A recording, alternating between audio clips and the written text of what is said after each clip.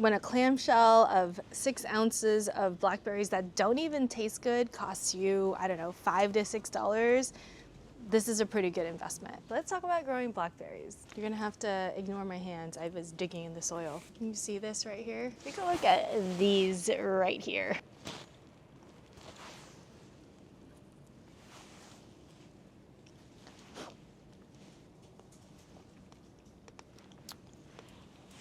Nothing beats berries right off the vine that are juicy. They're so good. Now, I don't use any pesticides in my garden. Oop, I just dropped a couple. Those are gonna go to the chickens.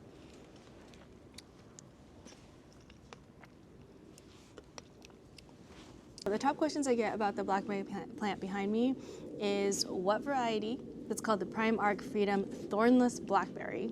And I actually bought this plant, I wanna say in 2019 when I first moved to this house, and I had planted it in the ground and I moved it. And now it's actually in a really, I don't know if you can see it right there, it's in a really skinny 1x4 raised bed that's tall.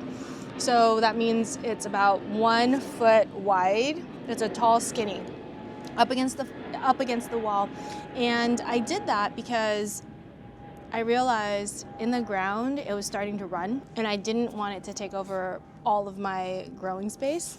So I had dug it out and put it in. But right here is originally where I planted it, and you can see there's another plant right here. So much for that. It is a fantastic producer. It produces on first-year canes and second-year canes. So basically I have blackberries for a very long season. Most other fruits are gonna produce once, whereas these guys, they have a spring, fall, summer flush, just depends on if you get flowers. So behind me over here, you can see there's tons of fruit right here. And this already flowered and it already produced a ton of fruit. I can't even remember how many pounds, but it was a lot. And I also got the question, well, what do you do with all of it? Well, we eat it. If you're a parent and your kids love berries, that's one of the best investments in plants that you can have, because I bought this plant in 2019. It's 6 years old and it just continues to produce. And because I put it in that skinny tall bed, it isn't really spreading to the rest of my yard. So this plant right here is an entire really long cane all the way down. So the canes can be as long as 16 feet. I actually haven't taken out the tape measure to measure, but this is pretty long. I should probably tie it up and trellis it, but I've left it alone. Once it's done fruiting, which is probably gonna be in the next month or so, I'll chop it off. Since this plant is really established, I actually don't water it very often. At this point, it might be getting water about once a week.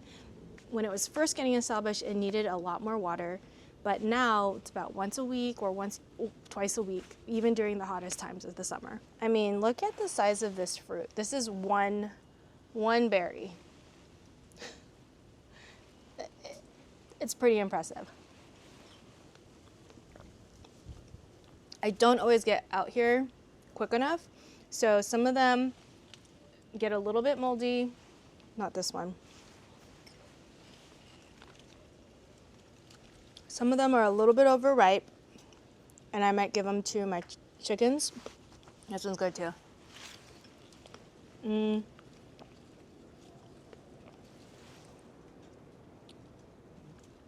Sometimes there's a little bit of pollen, but and you can see here they're ripening at the ends. This one's good. Some of them are obviously bigger than others. This one's a little bit smaller.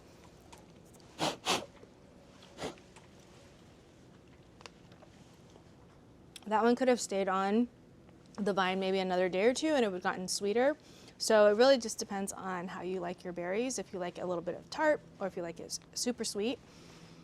And there's a couple. These ones were too ripe and they fell off when I touched the plant. So these will go to my chickens. They love these.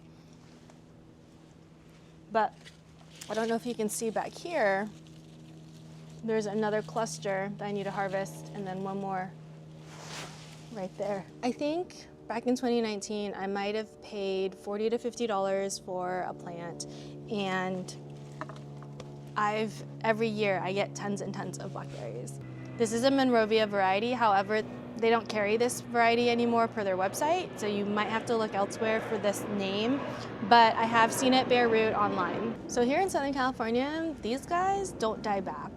Mine stays green all year round. It gets a little bit tired, like right here at the end of the summer, but it's still producing other canes, and those are really lush and green and really happy. I find that these guys do better than raspberries do in the same conditions, especially this particular plant.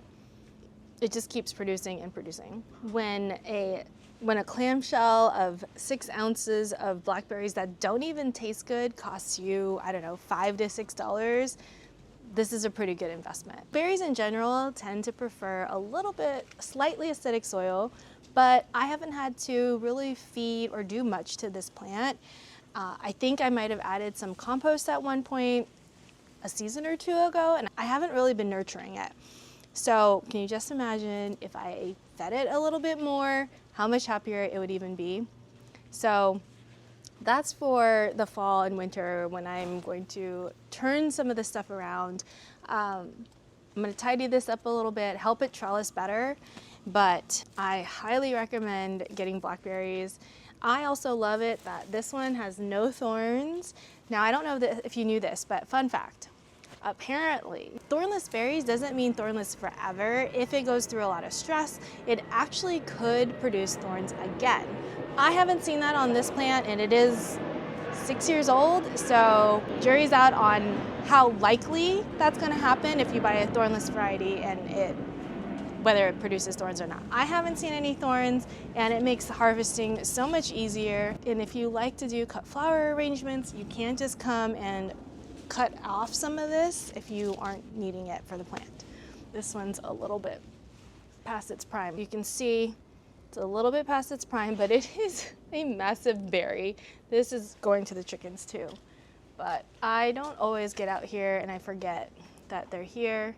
But when I do, they don't always make it in the house. Because if they go in the house, I don't end up getting any because everybody else ends up eating them first.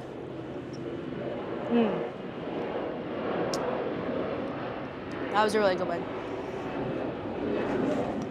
Another thing to note, the seeds actually aren't that big and pronounced, so when you're eating, it doesn't feel like you're eating a bunch of seeds. There is a lot of juice inside each of those little bumps. In terms of sunlight, this plant actually gets mostly full sun. It does get part sun in the mornings, especially during the winter because my house is right here and it does block the sun when the sun's on that side in the front of the house, and the sun actually travels this direction.